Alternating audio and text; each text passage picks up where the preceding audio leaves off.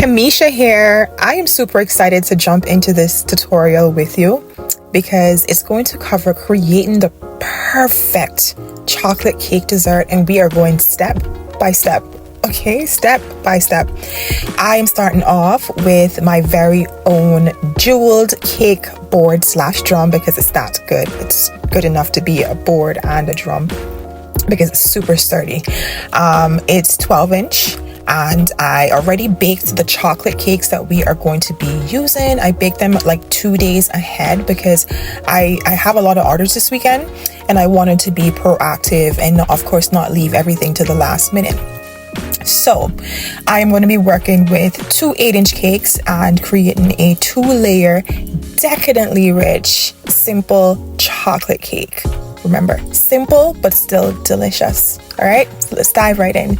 If you are new here, I want to welcome you and say thank you so much for tuning into my channel. I hope you find value here. I hope you find motivation here, and go ahead and subscribe.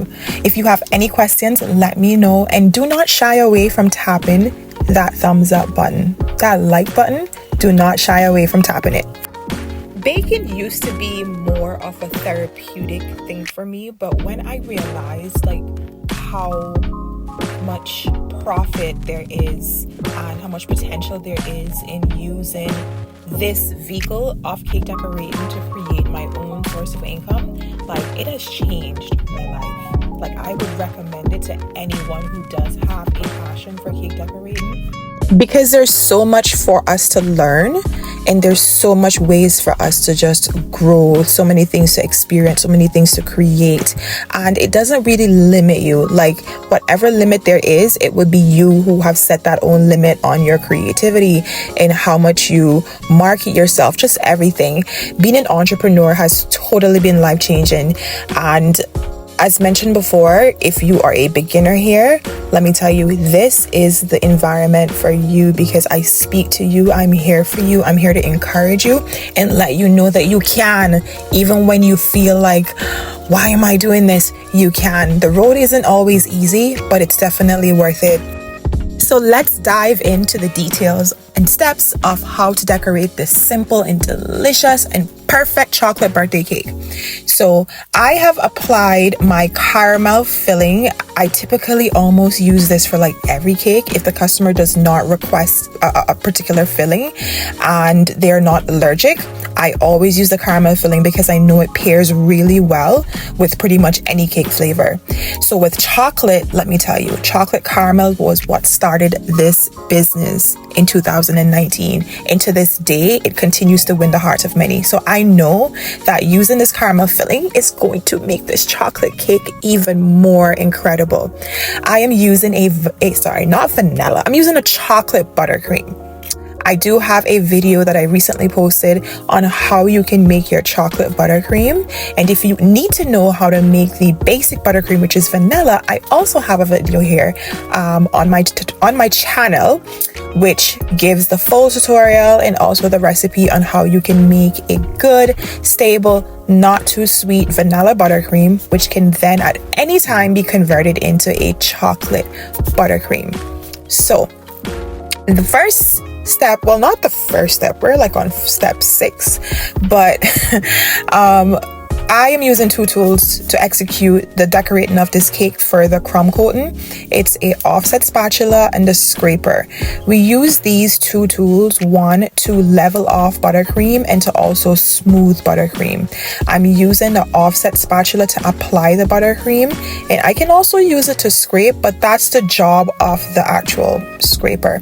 So this process, it does take a bit of time to perfect over a while. A lot of people tend to either skip the crumb coat or maybe even not even worry about it being smooth. But to me, foundation is key, so I make sure it's smooth. Once you are finished applying your crumb coat, refrigerate the cake for at least 10 to 15 minutes. I prefer to refrigerate and not freeze. And we are going to move forward to our next step, which is to apply the buttercream, the final layer of buttercream to our cake. There are many ways that you can do this. many, but you have to just try each one and see which one works best for you. It's not about what anybody else is doing, it's what works best for you. It's not about what looks good doing, it's what works best for you, okay? So I like to use the piping bag method to apply my frosting. I fancy that the frosting comes out more on an even layer, and it also gives me a much quicker process to smooth out my buttercream using my scraper. So what I do is, for the piping bag, I make sure that the tip is not cut too big, because the bigger the tip is cut is the more buttercream that is going to come out of the bag at once. So depending on how thick you want your buttercream layer to be on your cake, I recommend that you cut your piping bag tip based on that. I prefer to use more of a small hole whenever I'm cutting the tip, and this gives me the perfect amount of buttercream distribution onto the cake. So if you decide to give this a try, once again, just trust the process and believe that you can. Even if you don't succeed at first, know that with consistent effort and with consistent practice that you will get better. And if this method doesn't work for you, then fine. Try another one and see which one works with you best and which one helps you to get the job done even the fastest, because time is your biggest asset. Okay? Remember that. Time is your asset. Let us get to the fun part. Now it's time to smooth out all of these lines out of this buttercream, and do not be intimidated, but it's possible. Getting flawless buttercream is possible. Trust me, if I'm saying this to you, it's possible, right? So watch really closely, and I'm going to also talk you through this. So using your scraper, you're going to apply it to the frosting on the cake, and you are pretty much just going to gently rotate the turntable with the cake and lightly press the scraper against the cake and continue to smooth it as much as you can. As you go along, you might need to take some buttercream and fill in any little patches or holes, and make sure that where that space between your cake and board is completely covered, giving it a really nice seaming finish. That way they're not seeing any gaps underneath there. Even if I know that I'm going to create a border around it, for some reason I just like when each and every step is done to the very best possible and not just leave it sort of unfinished because that you know you're going to cover it up. Well, as mentioned, this is just my way, and this way works best for me, and I feel like I'm really giving my customers true value when I really give them the very best I can. This process of smoothing out your buttercream can definitely take some time. So I strongly suggest just kind of working ahead of time or mentally preparing yourself to know that, hey, this can go anyway. This can take any amount of time right now. So as you can see, I'm still going in, filling in a few gaps, making sure that by the base of the cake is seamly covered, because every time I run the scraper, I notice a little bit of unevenness. And let me tell you, I'm not leaving that like that. I'm definitely going to make sure that it's done correctly, even if it takes me 30 minutes to an hour to get this smooth. Another way that you can also immediately help your buttercream to get really smooth is to dip your scraper in some hot water, wipe off the excess water from your scraper, and run it onto the cake. Smooth the cake. You're going to see how glossy it looks, and it also helps to remove any air bubbles that might be in the buttercream from when you were whipping it up. Maybe you whipped it too much. So that's just a little extra tip there for you, even though I'm not going to be showing you that particular step. But go ahead and continue to apply your scraper to the cake if you're not satisfied with the finish as yet, and just make sure that you are totally happy with what you are going to be presenting. Another way that you can avoid having the pressure of smoothing out your buttercream is by simply just adding texture. There's so many ways you can add texture to your buttercream. I'm going to be adding texture using this scraper that has a pattern on it, and to be honest with you, the scraper did bend a bit and I broke it in two, and I still use it to this day to create really nice patterns on cakes. So as you can see, look at that.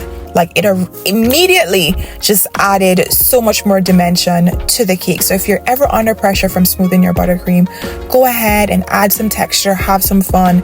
Do not stay within the box, stay within that bubble of creativity. Try something. You know, there's always a way. That's one thing I have learned in this industry, that there's always a way forward as long as you mentally position yourself there. But if you constantly have a mindset of doubt, a mindset of defeat, then you're not going to really progress in the way that you can. But boom, look at that. Let's go to the next step of decorating this delicious and simple chocolate cake. So using my chocolate ganache, I'm going to do a drip, right? And my way of doing a drip is melting down my own chocolate if I have it, or I like to use the Roxy Rich brand of chocolate drips. It comes in many colors. Love to work with them. So I like to do a like long, short, long, kind of going with a rhythm in mind as to how I want to let the chocolate drip flow. And as you can see, boom, that's less than like 20 seconds to, you know, apply a chocolate drip to your cake. I use chocolate ganache, which is melted chocolate and heavy cream. So you can definitely give this a try if you would like to. Now, I'm using a tip. I think they call these the Russian tips, and I'm going to create beautiful ruffles around the circumference of the cake. And I'm going to be adding some really delicious, big, succulent strawberries. I really had to wonder if these strawberries were on steroids when I saw them in the supermarket. But I don't know. Let me know like the biggest strawberry you've seen. Like if it wasn't like, what the heck? Let me know in the comments, like what's the biggest strawberries you have seen? Because these were humongous. So these chocolate covered strawberries, I dipped them myself using the very same chocolate ganache that I use for the drip on the cake. I dip my strawberries into those, and to make it much easier, I have toothpicks into the to the head of the strawberries, and I dip them in the chocolate, leave it on the plate for a bit, and add them to the cake. I'm going to be adding in some Ferrero Rocher chocolates as well, and some additional strawberries into the middle because I didn't want to leave the middle blank. So I'm going to add in some strawberries there, as you're going to see. I have done this cake design before, and this customer, believe or not, actually ordered from overseas. I've been getting so much more overseas orders, and I'm like, oh my God, like it's been 5 years. Finally, these experiences are happening. So just trust the process, okay? Just know that what's for you is going to eventually come to you. All right, so no birthday cake is complete without a happy birthday topper. I had these custom made by Creations by Annie here in Grand Cayman. Love to work with her to get my custom made toppers done. And I'm also finish off this delicious, simple chocolate cake with, of course, our very own gold rush sprinkles here from Sweet Tooth. Like, no cake is complete unless it has gold. Our gold sprinkles are just amazing. So I'm adding a few of those, not too many, because it doesn't really call, the design doesn't call for that. But this is our delicious, simple chocolate birthday cake design. Please let me know in the comments if you enjoyed this tutorial and if you like this cake design. Also, if you are new here, subscribe. If you are returning, I greatly appreciate you. Thank you so much.